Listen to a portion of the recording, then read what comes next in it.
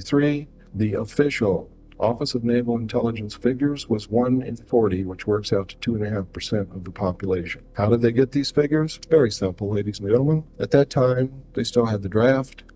At that time, they had draft quotas from every state representing a certain percentage of the population.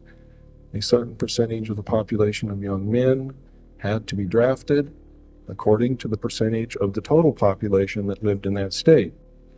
When they came in for induction into the military service, they were given an extensive medical examination, and even at that time, ladies and gentlemen, we did have magnetic resonance imaging capability, but the military did not put it out to the civilian community as yet. This was a new technique, a new development. They found that according to the number of implants they found in the military inductees, based upon the percentage of the population of that state from which they were taken, that the number of people in the United States who had been implanted was 1 in 40.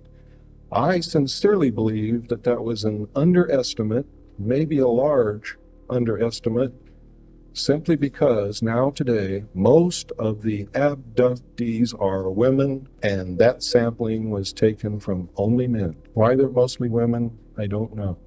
It has something to do, I do know, and this may not be the only reason, and that's why I say I don't know what the whole reason is.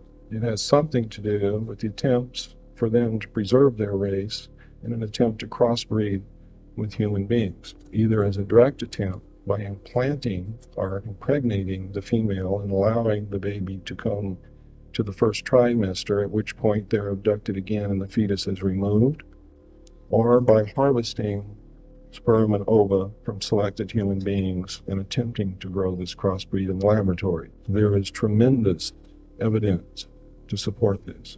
Now, let me digress back again to the next major step that happened, was that in 1954, when after President Eisenhower had become incumbent with the office, he realized that he was going to have to deal with this, and he also realized, as I realized a long time ago, you can't believe what's happening.